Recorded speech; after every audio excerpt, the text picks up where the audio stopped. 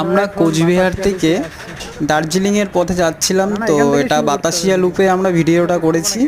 বেশি ভিডিও করতে পারিনি কারণ বাইক চালাতে হচ্ছিল, তার জন্য বেশি ভিডিও করতে পারিনি। আর প্রচণ্ড ঠান্ডা লাগছিল। তো আমরা গিয়েছিলাম 2022-এ। তো এটা দুর্গাপুজোর সময় গিয়েছিলাম, মোটামুটি ওই অক্টোবরে। তো প্রচণ্ড ঠান্ডা লাগছিল। তো আমরা সকালে গিয়েছিলাম, এখান থেকে 4:30টার সময় কোচবিহার থেকে বেরিয়েছিলাম।